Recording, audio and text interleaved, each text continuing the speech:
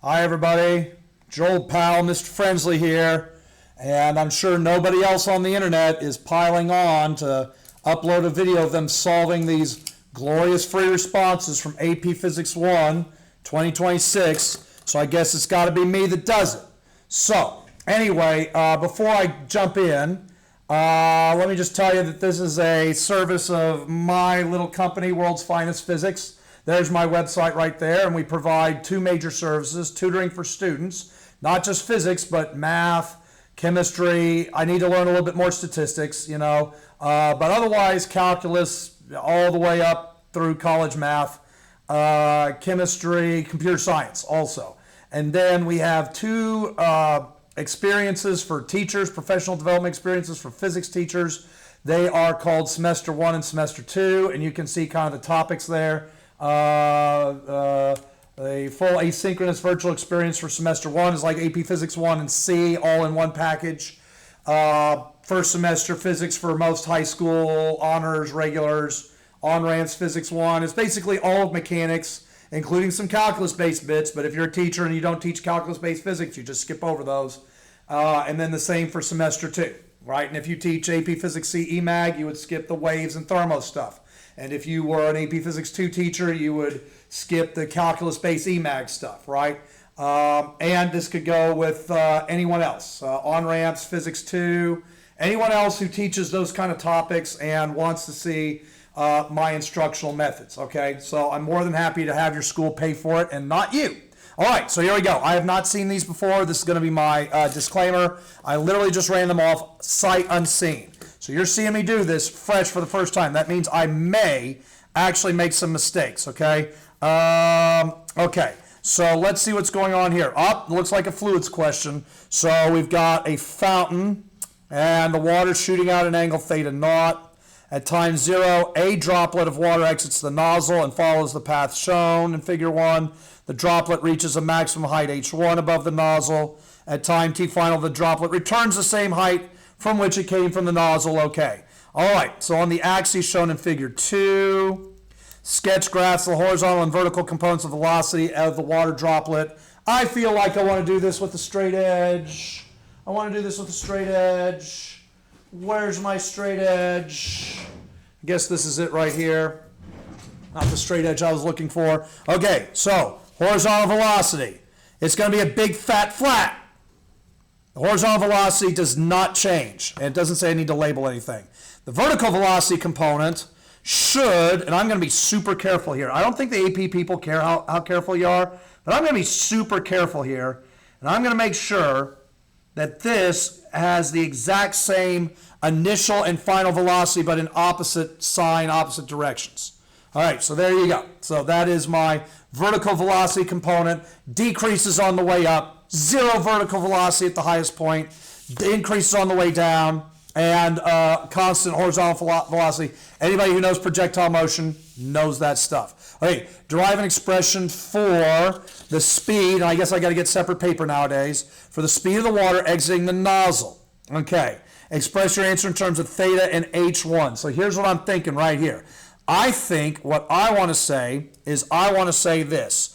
I want to pull out a kinematics equation, and the kinematics equation I'm going to pull out, I think is going to be the no time equation.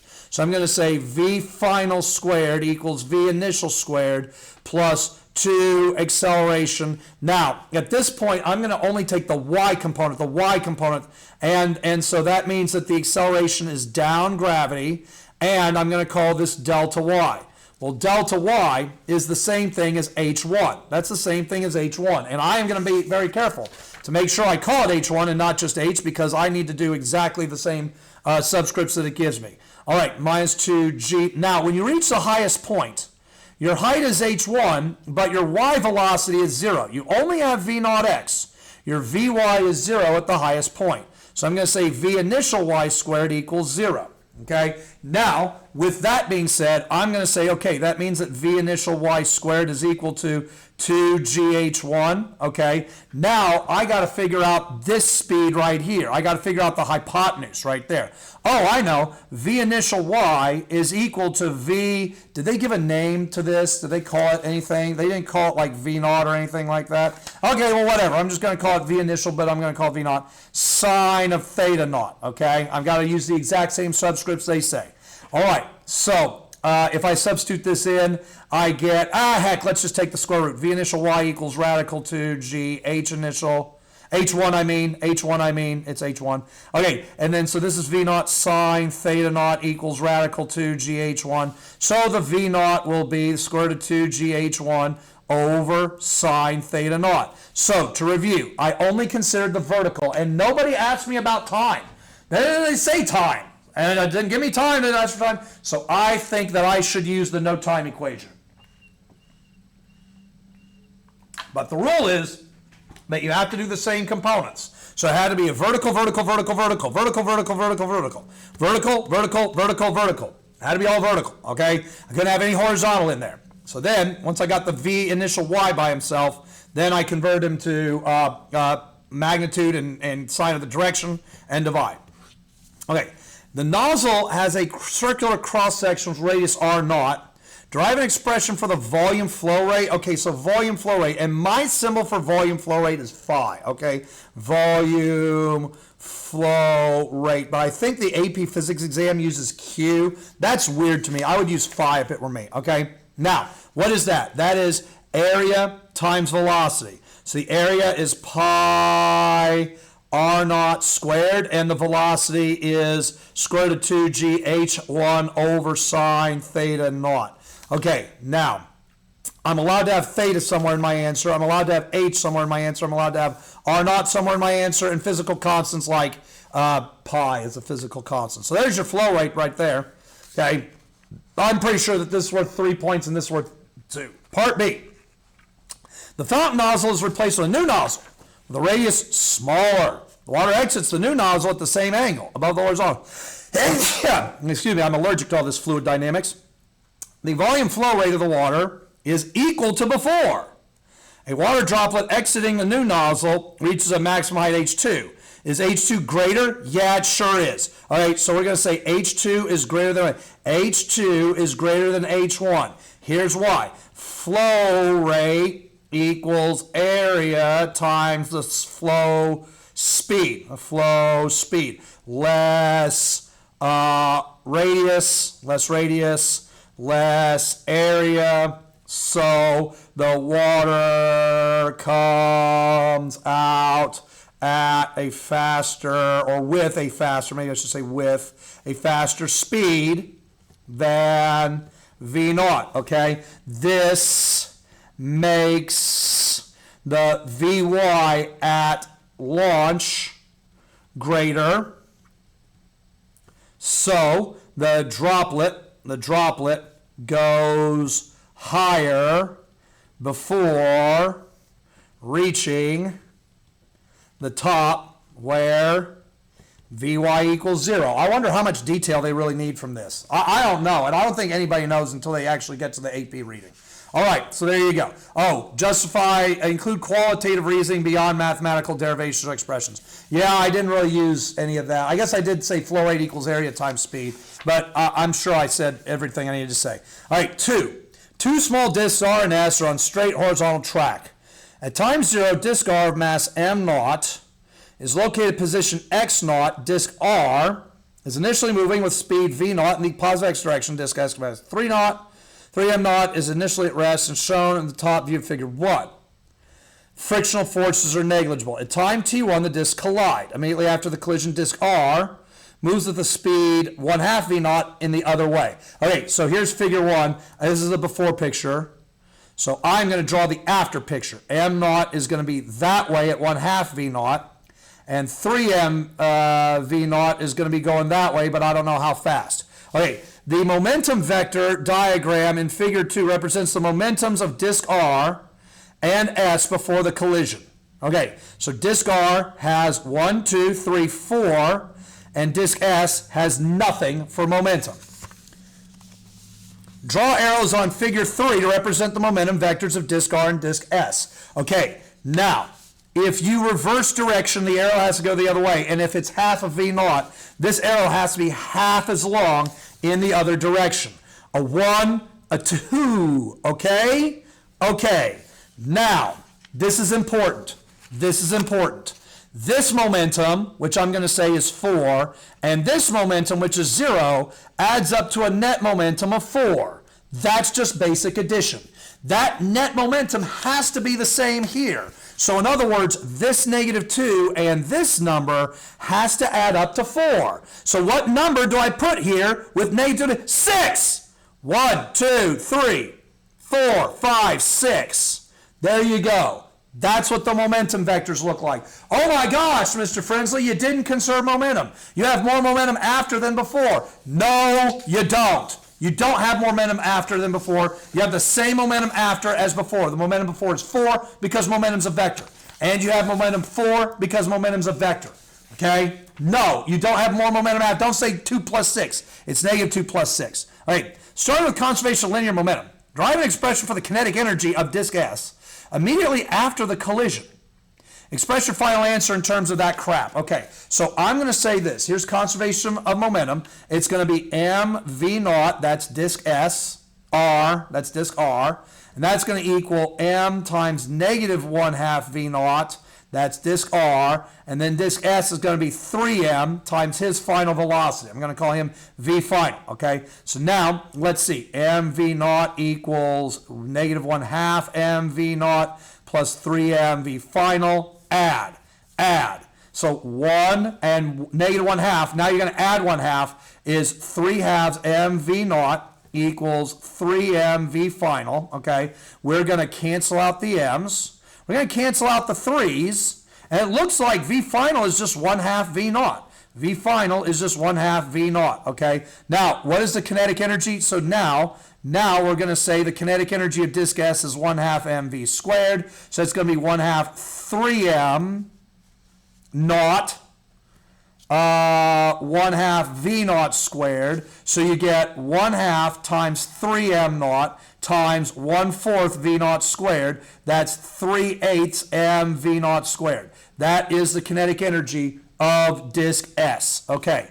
Let's see. The graph shown in figure 4 represents the positions x as functions of time t until time t1 for each of the following: disk 1, disk S, and the center mass 2 block system. This is position versus time. On the graph, shown in figure 4, draw 3 lines that represent the positions x of disk R, disk S, and the center mass during that time. Clearly label each line. Okay, so let's see. Oh, okay. Well, disk S has half the speed. So what I'm looking at for R is I see a slope of 2, over 1 up 2. But they told me that R now has half as much speed. So that's half as much slope. That would be a slope of 1, but in the opposite direction. This is R. Hey, I don't know if you're paying attention, anybody who's a teacher. Tell your students that when they scan these, because remember, we don't handle their papers anymore because of COVID and now the hantavirus. Okay, so when they scan them and they show up on our computer screen, they are scanned in black and white. So if you say red, if they bring colored pencils or pens into any AP exam and say red is R, blue is S, and black is the center of mass, well, we don't see any of that, okay? We don't see those colors. It's all black and white. Okay, disk S is now going to be, again, half the speed that R had, So R has a speed of V naught, now half V naught, so half the slope. S is also half V naught, that's what I got before, so that's S. And then the center mass does not change its motion during any collision. Thank you for playing. The end. The center mass does not change its motion during any center of mass. Keeps the same motion throughout any collision anywhere. During the collision, the magnitudes of the change in momentum of R and S are those. Indicate whether they are the same. Yeah, they're the same. Okay. Briefly justify your response by referencing a fundamental conservation of momentum. Asshole. Okay? don't actually call the reader an asshole. And by the way, the readers, if you hate the question, they hate the question too. The person reading it is not the person who wrote it. And the person reading it probably hates the question as much as you, right? Which says that the net momentum stays the same during the collision. So to do this, the momentum lost by R must equal, this is embarrassing, the momentum gain by S. I feel like everybody should have gotten that. Shame on you. I'm not even lying to you. Shame on you if you didn't get it. Oh, it's the old block going down and it's frictionless and then it's rough. I can tell already. I don't have to read it. All right. The group of students investigating friction. The students release a block unknown mass at the top of a curved ramp. The block slides down the ramp. The block transitions to the horizontal surface. Frictional forces are negligible on the ramp, but there's definitely friction on the horizontal surface, okay? The students are asked to perform an experiment in which a single quantity is varied in order to collect data that could be graphed in order to determine the value of mu kinetic, the coefficient of kinetic friction on the horizontal bit. Students have access to only a meter stick. Awesome! That means I'm only going to measure distances, okay? Indicate quantities that could be measured by the students that would allow them to determine, okay, the height, the block is released from H, and the distance along the flat frictiony bit D, the block slides, okay? Describe a method to reduce experimental uncertainty. Repeat trials with different release heights H. Okay, indicate what quantities the students could graph on the horizontal and vertical axes to create a linear graph. I've got to do some work and I'm going to do it up here. So here, if this is H and this distance that it's slid is D, then potential energy, mgh, turns into friction energy, dissipated energy, force friction times distance. That is the energy dissipated by friction. Friction is mu force normal, and when you're sliding, which you are. And on a flat piece, force normal is mg, because there's no other up or down motion or forces or anything like that, and it's flat. So you get mgh equals mu mgd. The mg's cancel out, and you just get h equals mu d. So what I'm going to do is I'm going to plot h on the vertical and d on, did I call it capital D here? Let's be consistent, okay? Capital D, not that they look up here. All right, capital D. Okay, D on the horizontal. Describe the relationship between mu k and a feature of the graph from part of the feature is going to be the slope. So mu k is the slope of h versus d. Okay, so I'm even going to do hd. It's going to be a line, and the slope is mu. Okay, it really is that simple, folks. There's not a lot of writing that needs to go on here. Okay. There. Okay, so clearly state which I... All right, now a new story. In a different experiment, the students release the block from the rest of the rough ramp, and the block is released distance d from a photo gate. All right, the ramp is inclined at an angle theta. There's friction everywhere. Pass through the photo gate, which is positioned near the bottom of the ramp. The photo gate determines the speed v. It really doesn't, folks. Come on, the photo gate only measures time. You just have to do width over time. Can you really say that? The photo gate determines the speed v of the block as it passes through the photo gate. An unknown coefficient of kinetic friction between the block lands that. Okay. The experiment is repeated several times with different release distances d for the same block. Table 1 is what they measured. The students correctly determined that this is the relationship between d and v is given by this. Okay, where theta equals 30 degrees. The students want to determine mu k. The students create a graph with d plotted on the horizontal axis. V squared is going to be on the vertical. So I'm just going to tell you right now, if this is the x and this is the y, then this is going to be the slope right here. Now, I'm going to take a quick moment. You don't need this for the AP exam, but I'm just going to take a quick moment and tell you, where did this equation come from? And here's where it came from. It came from this. You had to say mgh initially becomes 1/2 mv squared and friction force times distance, okay? Friction force times the distance d, right? Do you see that? Okay, now, okay, so friction force is mu force normal, and on an incline, force normal is mg cosine theta, okay?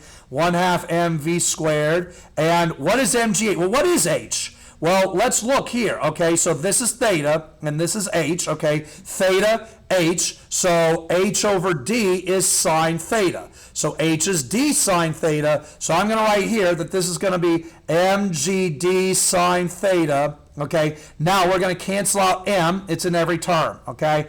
I am going to bring this over, so it's gd sine theta minus mu g cosine theta d equals 1/2 v squared. So then here's v squared, here's g and d, so g and d are going to factor out. So, and I'm going to multiply by 2, so everyone's going to get multiplied by 2. So 2 and g and d get canceled out, factored out. Sine theta minus mu k, it should have been mu k this whole time.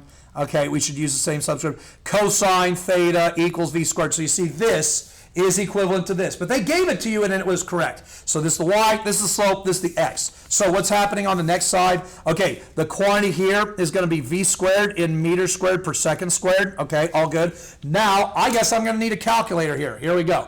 Okay, so I'm going to do this. You could do this on your Desmos if you want, but I'm doing it on a regular calculator. 0.2, 0.3, 0.4, 0.5, 0.6, okay? 0.29, 0.38, 0.41, 0.49, 0.52, okay? And then we have to square these, sorry. Okay, so we're going to square these. All right, all good. So v squared in meters squared per second squared. Hello. Thank you so much for keeping my room clean. I really appreciate it. We would be nowhere without y'all. Thank you so much. This is greatly appreciated. Okay, so all good, 0.270. Okay, so that's what I'm going to be plotting. All right. What was my highest value? 0.27. 1, 2, 3, 4, 5, 6. Oh, they love me. Okay, so I'm going to do nickel, dime, 15, 20, 25 cents, and 30 cents. Okay, all good. Okay, so I'm going to go to 0.2. It's going to be 0.84, which will be about right there. Okay, 0.3 and 0.144, which is about right there, and then 0.168. Ooh, that's kind of ugly right there. Okay, well, you know what? They give you buggy, non-linear, not a perfectly lined data on purpose so that they can test to see whether you can draw a best fit line. Don't force your line to go through the origin, okay? So that's good enough for me. Using the best fit line you drew and calculate experimental value. I am using my TI-84 to get the slope of the linear regression. Okay, so let's just go ahead and do that right now, okay? And then reg L1, L2. Okay, so the slope is 0.4683, and that is equal, what the devil was that equal to? That was equal to sine, oh no, all of it, 2g sine theta minus mu k cosine theta. Okay, do y'all see that right? Okay, now let me just tell you that if you want, I mean, Desmos is built into the testing platform. Use a linear regression on Desmos. They make it so easy now to do it. But if you really want, you can choose 2 points on the line, not 2 data points, not taking 2 of the data points, but 2 points on the line. The readers are specifically trained to check whether you are taking 2 data points to make the slope. And you can do, let's see, 0.23 minus 0.06 over 0.5 minus 0.1. Okay, those are points on the line, which I show with open rings, not points from the data table. Okay, all right, so that's the slope. All right, so what I'm going to do now is I'm going to say 0.4683 is equal to 2 times 9.8. Okay, in here the sine of 30. It said 30, didn't it? theta equals 30 degrees, okay? So, sine of 30 is 1/2 minus mu. The cosine of 30 is some shit. I don't know what it is. The cosine of 30, I should know. It is 0.866. I should know that. Shame on me for forgetting radical 3/2. All right, so let's divide. Okay, so we're going to take 0.4683, and we're going to divide that by 2 and 9.8, okay? Then I am going to do 0.5 minus that result, and I get 0.866 mu equals 0.476. So if I divide that by 0.866, I get a mu of 0.55. Yay! All right, almost there. And now it's time for the qualitative-quantitative translation. All right, so qualitative-quantitative translation. Toys X and Y are free to rotate with no friction about a vertical axle through the center. They look like a top. The upper portion of each toy has a radius R0, as shown in the side view in figure 1. Great. A string of length L0, sure, is completely wrapped around the upper portion of each toy. The rotational inertia of toy X is Ix and toy Y is half as much. So that's the only difference, okay? Toys X and Y are initially at rest. A constant horizontal force F0 is exerted on the string of each toy, which causes the toys to rotate, as shown in the overhead view of figure 1. The axles of the toys remain vertical as the force is exerted on the strings. The strings don't slip. When the string loses contact with the axle of toy X, the angular speed of toy X is omega X and then omega Y. Okay, so what do you want from me? All right. Did it ever tell me that there was okay. Okay, in the overhead view in figure 2. Okay, fine. All right. Indicate whether omega Y is great. Are you serious? Is this for real? Is that all you have to do? Y is easier to rotate.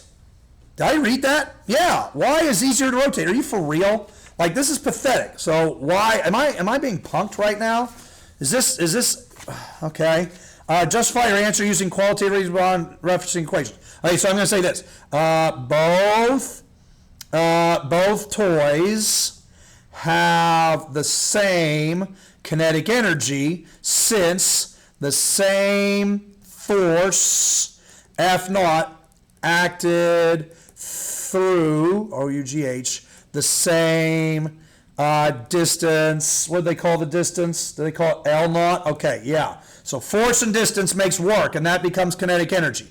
But if Y has less rotational inertia, then Y must rotate faster to compensate for its lower omega. Lower rotational inertia, I meant to say. It's lower rotational inertia. All right, starting with the work energy theorem. Awesome! F naught times L. I should have read part B before I jumped into part A. F naught times L equals 1/2 I omega squared, okay? Omega x squared. What was the Ix? This is called Ix, okay? So this is a work energy theorem. Work is equal to change in kinetic energy. Work is equal to change in kinetic energy. Or Newton's second law of rotational form. Man, they're really helping you out on this exam nowadays. They must think everybody's stupid now. Derive an expression for the angular speed omega x toy x at the instant the string loses contact with the axle. Express your final answer in terms of all this good stuff. So I'm going to 2 F0 L0 equals Ix omega x squared. 2 F0 L0 over Ix equals omega squared, so I'm going to square root it, okay? I'm going to try it with Newton's second law for rotation. So the Newton's second law for rotation is going to be net torque equals Ix alpha of x, and the net torque is F0 times R0.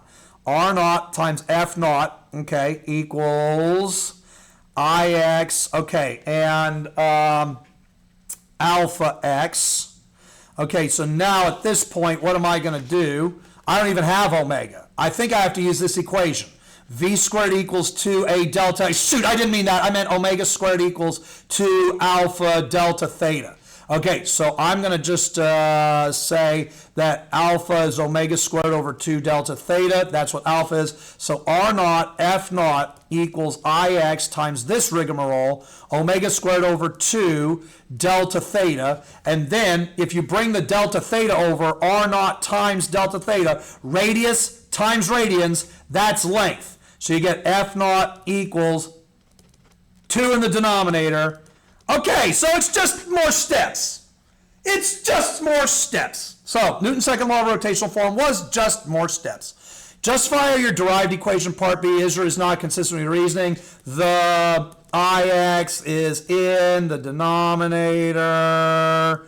So since Iy is less, a lesser denominator makes a greater fraction and a greater omega. Final, something like that. Okay. I don't know, man. I think my test might be too difficult that I'm giving to my students because this was sad.